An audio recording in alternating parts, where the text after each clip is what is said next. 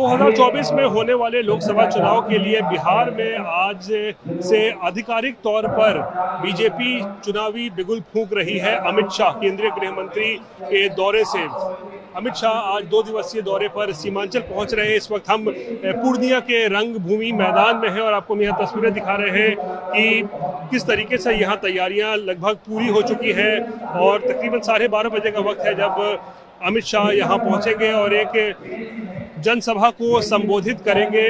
और कहीं ना कहीं बीजेपी ने अपना एक मिशन जो 2024 है उसके लिए टारगेट भी फिक्स कर लिया है।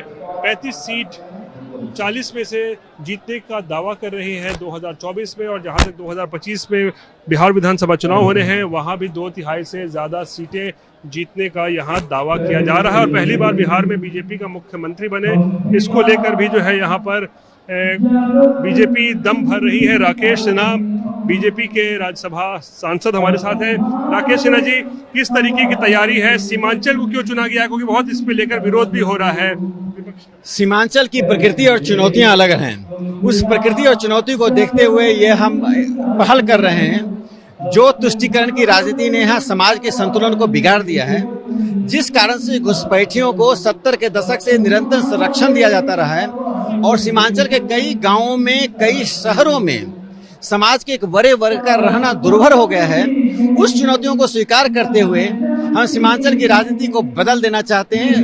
प्रधानमंत्री नरेंद्र मोदी जी की जो सर्वसमावेशी विकास की नीति है, जिसके रास्ते में सांप्रदायिकता आ रही है, उस सांप्रदायिकता को हम चूर चूर करने के लिए एक बड़ी पहल कर रहे हैं। और आप देखेंगे 2024 और 25 के चुनाव में सीमांचल में सिर्फ भारतीय जनता पार्टी ही रहेगी।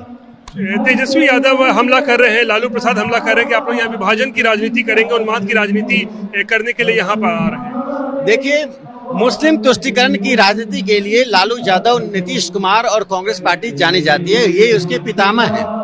हम उस तुष्टीकरण की नीति के खिलाफ, चाहे कश्मीर से कन्याकुमारी तक है, जिस तरह से 370 हटाने पर ये विलाप कर रहे थे, वैसे ही अब जब हम सीमांचल में इसके असंतुलन को समाप्त करने के लिए आ रहे हैं और सर्वसमावेशी नीति जो प्रधानमंत्री नरेंद्र मोदी जी की है उसको समृद्ध करने के लिए आ रहे हैं, तो ये फिर से विलाप करना शुरू कर दिए हैं। मैं एक बात कहना चाहता हूँ, सीमांचल में जिन ताकतों को प्रश्रय दे रहे हैं उसी का परिणाम है कि पीएफआई यहाँ पनप रही है। क्या लालू यादव मानते हैं कि पीएफआई इस देश की में संतुलन बनाएगी?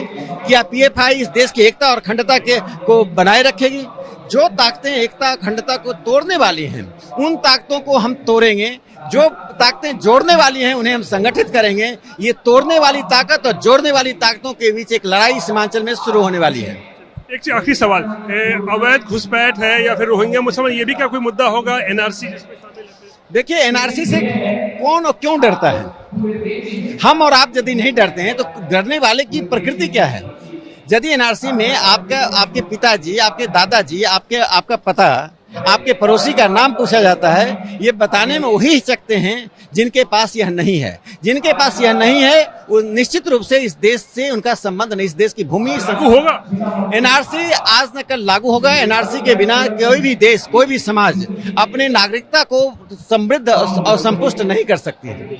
राकेश सिन्हा जो कहीं ना कहीं बता रहे हैं कि किस तरीके से सीमांचल जो कि एक मुस्लिम बहुल क्षेत्र है, यहाँ पर बीजेपी बहुत मजबूत नहीं रही है, लेकिन यहाँ पर अब कोशिश हो रही है अमित शाह के दौरे से कि कैसे इस क्षेत्र में बीजेपी को मजबूत किया जाए। और यहाँ के जो मुद्दे हैं, चाहे वो बांग्लादेशी घुसपैठ हो, रोहिंग्या मुसलमान हो या एनआरसी का मुद्दा हो, इन सब को लेकर भी चर्चा कर रहे हैं और दावा कर रहे हैं कि आज न कल देश में एनआरसी जरूर लागू किया जाएगा। कैमरा पर्सन दीपक कुमार के साथ रोहित सिंह, पूर्णिया।